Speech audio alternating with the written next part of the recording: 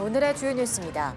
오늘 코로나19 신규 환자는 25,545명으로 어제보다 3만 2천여 명 적었지만 위중증 환자는 9일 연속 500명대를 이어가고 있습니다. 오늘부터 오미크론 변이에 대응할 수 있는 BA.4.5 기반 모더나 이가 백신을 접종할 수 있게 되면서 올겨울 접종 가능한 개량 백신은 4종류로 늘어났습니다. 세계 각국이 코로나19로부터 일상 회복 중이지만 중국 전역에는 코로나19 공포가 짙게 깔렸습니다. 환자와 사망자가 급증하면서 일일 감염 통계를 발표하지 않는 데다 일부 지방 정부에서는 장례 서비스를 중단한 채 화장만 가능한 상황입니다. 서울대와 연세대, 고려대 등 최상위권 대학의 수시 합격생 가운데 3분의 1 가까이가 등록을 포기했습니다. 특히 정부가 육성과 지원을 강조했던 반도체 학부는 무려 70% 가까이 등록을 포기했는데 상당수가 의학 계열로 옮긴 것으로 분석됩니다. 우주 인터넷과 초고속 통신망 구축 등을 위해서 소형 위성 발사가 늘어나면서 원하는 시기에 위성을 쏠 수 있는 소형 발사체가 주목받고 있습니다. 전 세계 100여 개 우주 스타트업이 소형 발사체 시장에 뛰어든 가운데 국내에서도 소형 발사체 개발이 진행 중입니다. 일주일 넘게 이어진 북극 한파로 인해서 한강이 2년 만에 얼어붙었습니다. 이번 한 주도 전국 곳곳에 강추위가 계속 이어질 전망이며 한낮에도 찬바람이 불면서 체감 온도가 영하권에 머물겠습니다.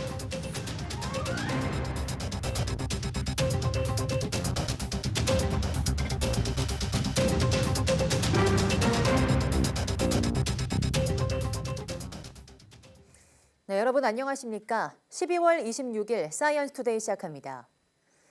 오늘 0시 기준 코로나19 신규 환자는 25,545명으로 집계됐습니다.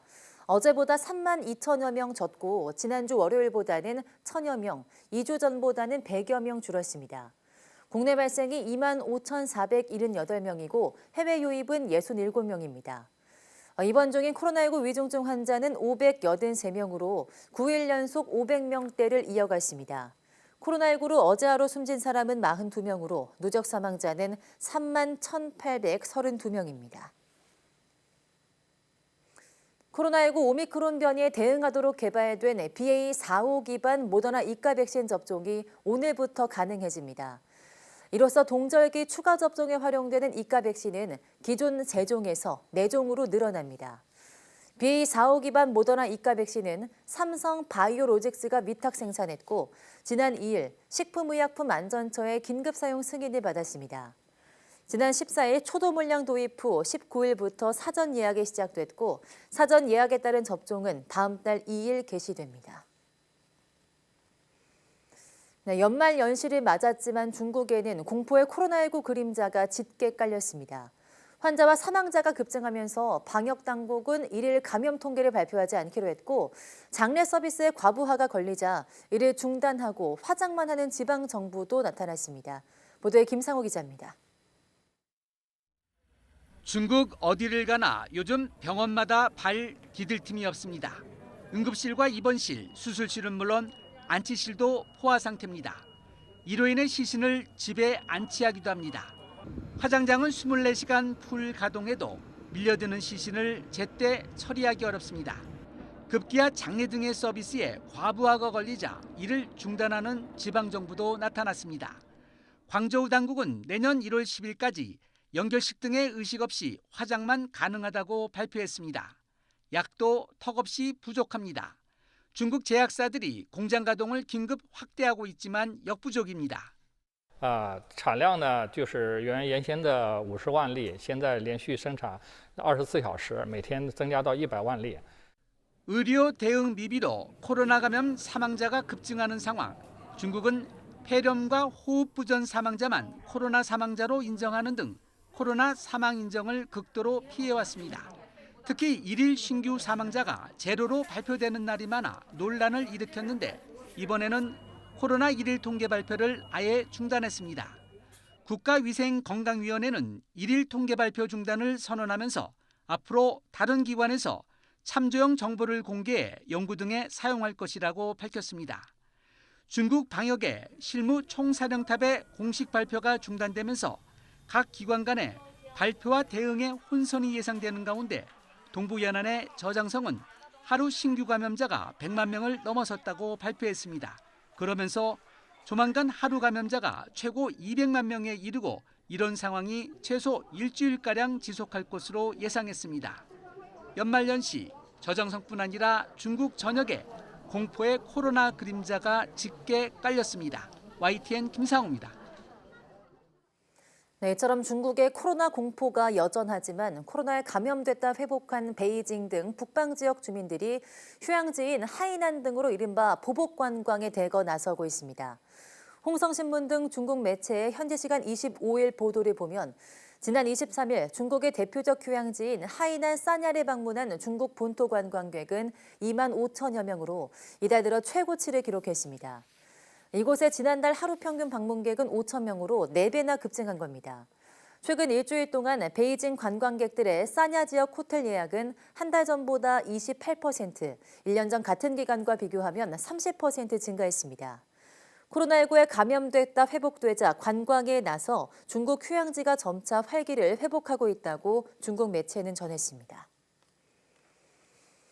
지난해 우리 국민이 가장 많이 받은 수술은 백내장 수술로 50만 명에 달했습니다. 대표적인 노인성 눈 질환이지만 젊은 층에서도 발생할 수 있고 특히 겨울철에는 증상이 악화할 수 있어서 주의해야 합니다. 신윤정 기자입니다. 서경주 씨는 7, 8년 전부터 사물이 뿌옇게 보이거나 시야가 흐려지는 증상을 겪었습니다. 눈의 수정체가 혼탁해지는 백내장인데 후유증이 걱정돼 치료를 미뤄오다가 불편함이 커지면서 최근 수술을 받았습니다. 쭉 책을 보면 이게 좀 흐려. 그러니까 글씨가 또렷하게 보이지 않고 골프 같은 걸 하면 볼이 날아간 게 전혀 안 보여요. 노화가 주요 원인인 백내장은 60대 이상에서 흔하게 발생하는 질환으로 인공 수정체를 삽입하는 수술이 근본 치료법입니다. 2021년 한 해 백내장 수술을 받은 환자는 49만 7천 명으로 전체 수술 가운데 1위를 차지했습니다. 2위인 일반 척추 수술보다 2배 이상 많고 최근 5년간 매년 9% 넘게 수술 건수도 늘고 있습니다.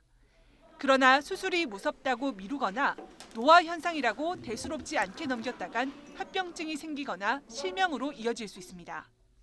연세 많으신 분들은 그냥 잘 안 보이고 침침해지시는 게 다 나이 들어서 그런 거다 생각하셔서 병원에 안 가시고 백내장 때문인 경우에는 수술로 얼마든지 정상처럼 회복을 할 수가 있기 때문에 그렇게 진단받고 치료받으시는 게 필요할 거라고 생각합니다.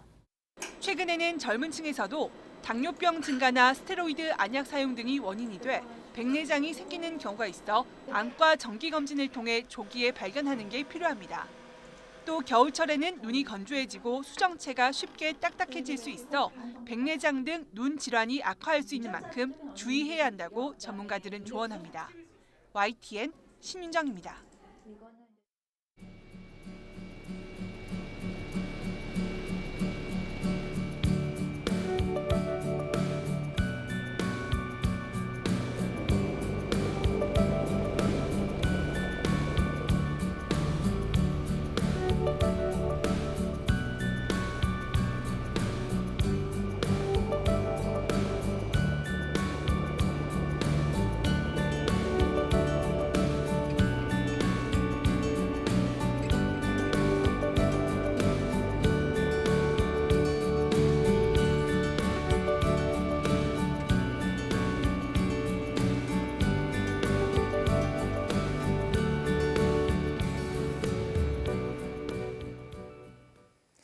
네, 최근 계속된 북극 한파의 성탄절인 어제 아침 한강이 2년 만에 공식 결빙됐습니다. 예년보다 16일 빠르고 2000년 이후로는 4번째로 빠른 기록입니다. 정혜윤 기자가 보도합니다. 일주일 넘게 이어진 북극 한파에 유유히 흐르던 한강도 흐름을 멈췄습니다. 서울 아침 기온이 영하 10도 이하로 떨어지는 강력 한파를 이기지 못한 겁니다. 가장자리부터 한강 한가운데까지 두꺼운 얼음층이 넓게 형성됐습니다. 특히 공식 결빙이 없었던 지난 겨울과 달리 이번 겨울에는 한강 공식 결빙 관측 장소인 한강대교 노량진 방향 2번째에서 4번째 교각 사이 상류 100m 지점에서도 얼음이 관측됐습니다. 예년보다 16일이나 빠른 것으로 2020년 겨울 이후 2년 만에 공식 결빙입니다. 특히 이번 한강 결빙은 2000년 이후 2017년 겨울과 2005년 겨울, 2012년 겨울에 이어 네 번째로 빠른 결빙으로 기록됐습니다. 최근 일주일 이상 영하 10도 이하의 한파가 길게 지속되면서 한강이 예년보다 16일가량 일찍 얼어붙었습니다. 이번 한강 결빙은 2000년 이후 네 번째로 빠른 결빙으로 분석되었습니다. 한강을 꽁꽁 얼린 강력 한파는 이번 주에도 쉽게 풀리지는 않을 전망입니다. 기온이 조금은 오르겠지만 연말까지 예년보다 추운 겨울 날씨가 계속될 것으로 보이기 때문입니다. 기상청은 한파의 최대 고비는 지났지만 이번 주에도 예년 기온을 오르내리는 추운 날씨가 예상된다며 건강관리와 주변 시설물 점검에 각별히 유의해달라고 당부했습니다. YTN 정혜윤입니다. 크리스마스를 앞두고 미국을 덮친 혹한과 폭설에 사망자가 속출하고 있습니다. 정전과 교통두절 등 곳곳에서 피해도 잇따르고 있는데요. 김선희 기자가 보도합니다. 미국 뉴욕주 버팔로. 강력한 눈 폭풍으로 한치 앞을 내다보기 힘듭니다. 영하 13도 한파에 주택과 차량이 눈 속에 파묻히며 교통이 마비됐습니다. 강설량이 180cm를 기록하는 등 역대급 눈보라에 구조대 활동이 막히며 2명이 사망했습니다. 미국 중서부에 형성된 폭탄 사이클론이 강력한 한파와 눈을 뿌려 지난 21일 이후 현재까지 수십 명이 목숨을 잃었습니다. And also the roads are not safe. So I would just say, as hard as it is, be sure to make your holiday plans for another time if you're not already united with your family. AP통신에 따르면 미국 인구의 약 60%가량이 각종 기상경보에 직면해 있습니다. 애틀란타와 플로리다는 크리스마스 이브 기준으로 역대 최저 기온을 기록했고 워싱턴 DC와 뉴욕도 기상 관측 기록에 남을 만큼 역대급 강추위의 크리스마스 이브를 맞았습니다. 악천후가 계속되며 노스캐롤라이나와 켄터키, 펜실베이니아, 테네시 등 미 전역에서 70만 가구의 전기 공급이 중단됐습니다. 현재 복구가 진행 중이지만 여전히 100만이 넘는 가구가 마음을 놓지 못하고 있습니다. I'm concerned more for those people who have jobs who are going to go without a day of pay just because of inclement weather. 폭설과 강풍, 결빙 현상이 곳곳에서 나타나며 항공기 결항 사태도 확대되고 있습니다. 24일 하루에만 미국의 국내외 항공 2,360편 이상이 결항했습니다. 5,700여 편은 연기됐습니다. 뉴욕주는 폭설 피해를 입은 버팔로 나이아가라 공항을 26일까지 폐쇄하기로 했습니다. YTN 김선희입니다. 네, 이제 한국인이 가장 좋아하는 기호식품이라고 누구나 인정하게 된 것이 바로 커피인데요. 특히 케냐산 커피는 그 특유의 향과 맛으로 찾는 분들이 많습니다. 그런 아프리카를 대표하는 케냐산 커피가 지금 지구 온난화로 고사 위기를 맞고 있습니다. 이승훈 기자가 보도합니다. 케냐 중부의 구릉지를 푸른 빛의 아라비카 커피가 뒤덮고 있습니다. 그런데 자세히 보면 잎은 빨갛게 타들었고 한창 수확할 때인데 채 꽃도 피우지 못하고 말라 죽은 것마저 군데군데 보입니다. 케냐에 휘몰아친 지독한 가뭄 때문입니다. Kwa sababu ya climate change, kahawa tulipata shida nyingi. Unajua kahawa, jua ikiwaka sana inapata magonjwa, inamwaga matawi, mbegu hasiku expand, na wakati baridi iliingia. 이곳의 커피가 제맛을 내려면 강렬한 햇빛은 꼭 필요합니다. 그런데 필요 이상으로 너무 오래 계속됐습니다. 거기에 뿌리와 줄기를 적실 비마저 적었습니다. 그러다 보니 커피콩은 면역을 잃어갔고 그걸 돕겠다고 농부가 밤새워 뿌린 농약은 오히려 병을 더 키웠습니다. 결국 식물은 자연의 섭리대로 자신을 지키기 위해 서둘러 열매를 맺는 걸 선택했고 그 결과 열매는 늘어났지만 케냐 커피의 자랑인 고품질의 원두를 찾긴 힘들어졌습니다. Haswa ya mwezi wa tano ile ilikuwa inakuja hapa ilikuwa mingi yake ilikuwa light, haikuwa ile ngirendi mzuri juu ilikuwa imeafektiwa na ile njua ya Januari Februari. 케냐 커피의 세계 시장 점유율은 채 1%가 되지 않습니다. 그런 후발주자가 국가가 나서서 커피의 생산과 유통을 관리하자 아프리카를 대표하는 고급 커피가 됐고 또 그러면서 매연 굴뚝 찾기 힘든 케냐를 대표하는 수출 상품이 됐습니다. 하지만 얄궂은 지구 온난화는 그 작은 희망마저 시샘내고 있습니다. YTN 이승훈입니다.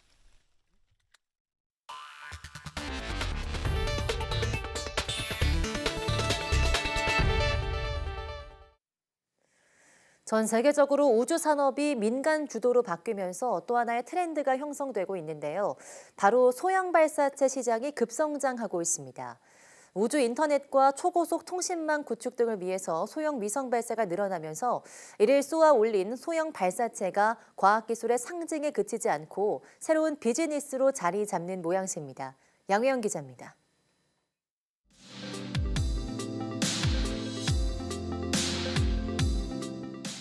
미국의 우주 스타트업 로켓랩이 개발한 우주 발사체 일렉트론이 우주로 올라갑니다. 일렉트론은 길이 17m, 무게 10.5톤의 2단 소형 발사체로 150kg까지 지구적 궤도에 올릴 수 있습니다. 2006년 창업한 로켓랩은 기존 3만 개의 발사체 부품을 1,000개로 줄이고 엔진 등 주요 부품을 3D 프린터와 탄소 섬유로 만들어 제작 비용을 대폭 줄였습니다. To that end, since we became public, we've launched 9 times with 100% mission success. We've been to the moon, and we've also really stretched the legs of Electron and demonstrating its payload capability to a very, very large number. 우주 인터넷과 초고속 통신 등을 위한 소형 위성 발사가 늘어나고 있습니다. 2021년 발사된 위성의 94%인 1,743기가 소형 위성입니다. 2021년부터 2030년까지 발사될 소형 위성은 약 14,000기로 이전 10년 대비 5배 가까이로 늘어날 전망입니다. 문제는 소형 위성 발사 수요는 늘고 있지만 전 세계 발사 업체가 10곳 정도뿐이어서 수요를 감당하기 어렵다는 것입니다. 대부분 대형 발사체를 사용해 한 번에 수십 개의 위성을 싣고 갈 수 있지만 발사 여건이 충족되기까지 1, 2년을 기다려야 하는 불편함이 있습니다. 하지만 소형 발사체는 원하는 장소와 시기에 비교적 손쉽게 위성 발사가 가능하다는 장점이 있습니다. 그러면 요즘에 소형 발사체 같은 경우에는 일종의 택시라고 저희가 비교를 해볼 수 있어요. 상대적으로 쉽게 만들어서 제작해서 원하는 시점에 이렇게 순식간에 이렇게 올릴 수 있는 그런 장점이 있다라고 생각해 볼 수 있을 것 같아요. 우리나라도 소형 발사체 개발이 진행 중입니다. 국내 우주 스타트업 이노스페이스는 하이브리드 엔진을 적용한 소형 발사체를 독자 개발해 시험 발사를 앞두고 있습니다. 또 다른 국내 우주 스타트업인 페리지 에어로스페이스도 재사용이 가능한 액체 엔진이 적용된 2단 발사체 블루웨일 1을 개발 중입니다. 새로운 리그가 펼쳐지는 우주 택배 경쟁에 전 세계 우주 기업의 관심이 쏠리고 있습니다. YTN 사이언스 양우영입니다. 네, 물의 오염 상태를 60초 만에 확인해서 마셔도 되는지 알려준다며 수질 개선에 큰 도움이 되겠죠. 한 스타트업 업체가 모든 물질이 갖는 고유의 파장을 분석해 성분을 파악하는 분광 기술을 활용한 측정기를 개발했는데요. 활용도가 무한하다고 합니다. 차유정 기자입니다. 한 손 크기만한 수질 측정기입니다. 소량의 물을 담았더니 연동해도 스마트폰에 오염된 물이라고 뜹니다. 판별에 걸린 시간은 단 60초. 국내 한 스타트업이 개발했습니다. 빛의 원리를 이용했습니다. 물이든 공기든 모든 물질에 빛을 쏘면 고유의 파장이 나타나는데 이를 분석해 세균 함유량을 확인하는 방식입니다. 휴대용 수질 측정기는 개발도상국 수질 개선에 도움을 주고 있습니다. 사실 빛을 활용한 분석은 신기술은 아닙니다. 핵심은 누구나 쉽게 사용할 수 있도록 만들었다는 겁니다. 분석이라고 하는 영역을 일상으로 갖고 오고 싶다는 취지에서 만든 회사인데요. 어떤 분석 기술을 쓸까라고 고민하던 와중에 분광학이라는 것을 알게 됐고 신호 처리 방식을 사용해서 성능을 개선시킨 것이 저희가 크기를 소형화하는 데 가장 큰 도움이 되었었습니다. 활용 분야는 무한합니다. 대기 중 미세먼지 농도 측정도 가능합니다. 분유나 화장품의 유해물질 여부도 몇 분 만에 파악할 수 있습니다. 나사나 연구소에서만 활용되는 이 기술이 이 기업을 통해서 대중화돼서 일반 사람들도 활용할 수 있는 기술이 되었는데요. 지금은 공공기관이나 기업에 납품하지만 최종 목표는 일반 소비자입니다. 구글이나 네이버로 쉽게 검색하는 것처럼 커피 속 카페인 함유량이나 우유의 지방 함유량, 개인 피부 상태까지 즉석에서 손쉽게 분석하는 시대가 곧 올 거라고 업체는 자신합니다. YTN 차유정입니다. 서울대와 연세대, 고려대 등 최상위권 대학의 수시 합격생 3명 가운데 1명이 등록을 포기한 것으로 나타났습니다. 자연계에서 포기 학생이 더 많았는데 정부의 인재 육성 정책의 핵심인 반도체학과는 등록 포기자가 더 많았습니다. 왜 그런지 김연아 기자가 알아봤습니다. 서울대와 연세대, 고려대 수시 합격자 가운데 2,206명, 3분의 1 가까이가 등록을 포기했습니다. 연세대는 40%, 고려대는 무려 절반 가까이 등록을 포기했는데 인문계보다 자연계열 수시 합격생 가운데 등록하지 않은 학생이 더 많았습니다. 상대적으로 정시에 약한 인문계는 수시를 적극 활용했고 자연계는 상위권 학교보다 이른바 의학계열 학과를 선택한 겁니다. 학과별 모집 현황을 보면 서울대 의예과와 치대만 수시 합격자 전원이 등록했고 식품영양학과, 응용생물화학부, 간호학부, 생명과학부 등은 등록 포기가 30-40%에 달했습니다. 중복 합격을 됐을 경우에는 서울대학교 어떤 그 자연대 공대보다는 취업의 어떤 그 안정성이 있는 의학 계열로서 지금 현재 많이 빠져나가고 있는 추세가 점점 더 강하게 나타나고 있다 이렇게 봐야 되죠. 정부가 인재 육성 정책의 핵심으로 꼽고 지원을 약속한 반도체 학부 상황은 더 심각합니다. 자료가 공개된 서울 주요 대학 반도체 학부를 보면 수시 합격생의 무려 70% 가까이가 등록을 포기했는데 최상위 학교 자연계열도 취업이 100% 보장되는 정책적 지원학과도 결국은 의대에 밀렸다는 분석이 나옵니다. 계약학과라고 해도 신설학과가 명확하게 이제 어떤 식으로 진행될지에 대한 모르는 불안감도 좀 있을 것 같다는 생각이 하나 들고요. 또 하나는 취직이 보장되기는 하지만 좀 얽매인다는 느낌이 좀 있었을 수도 있을 것 같습니다. 수시에서 확인된 학과 선호 현상은 정시에서도 이어질 전망입니다. 의대 일변도의 지원 경향을 해소하고 이공계와 통합형 인재를 육성하기 위해서는 수험생과 학부모들이 믿을 수 있는 장기적이고 일관된 정책이 필요하다는 지적입니다. YTN 김연아입니다. 태양광 모듈 시장은 저가의 경우 중국이 장악하고 있지만 부가가치가 높은 북미에서는 우리나라가 1위를 차지하고 있습니다. 국내 태양광 산업이 효율적으로 발전하려면 필수 인프라인 에너지 저장 장치와 지능형 전력망이 하루빨리 갖춰져야 한다는 지적입니다. 미국 애틀랜타에서 이승윤 기자가 보도합니다.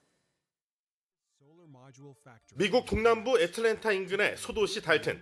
이곳엔 우리 기업이 운영하는 북미 최대의 태양광 모듈 생산 공장이 있습니다. 현재 생산량이 1.7기가와트인데 내년 7월 이후에는 2배 가까운 3.1기가와트 이상 늘어날 예정입니다. 태양광은 넓은 땅에 설치하는 유틸리티와 산업용, 주택용으로 분류되는데 지난 2분기까지 우리 기업이 미국 주택용 시장에서 16분기 연속, 상업용 시장에선 11분기 연속 점유율 1위를 차지했습니다. The fact that Qcells is the highest output of commercial and residential modules in the United States makes me kind of proud to know that we're building these here, using them in the American market. 장기 수익 전망도 좋습니다. 미국 에너지 정부국은 10년간 태양광 설치량이 연평균 19%씩 성장해 올해 연간 16기가와트에서 2031년 75기가와트까지 늘 것으로 보고 있습니다.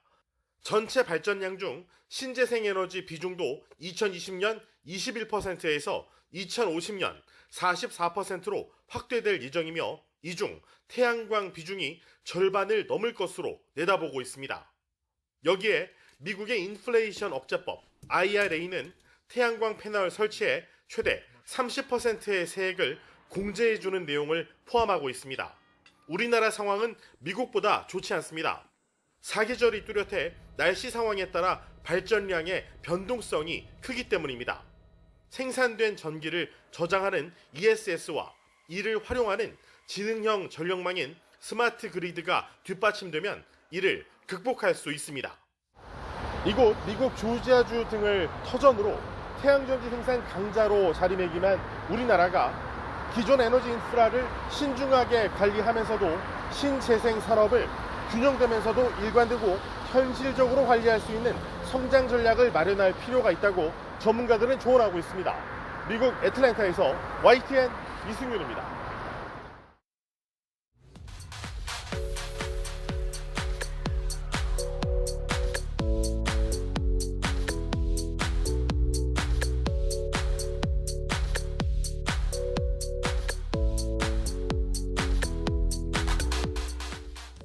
네, 우리는 하나의 우주라는 공간 안에서 모두 같은 시간을 살아간다고 생각합니다. 하지만 영화에서처럼 다른 우주에 존재하는 또 다른 나라는 존재가 있지 않을까 상상해보기도 하는데요.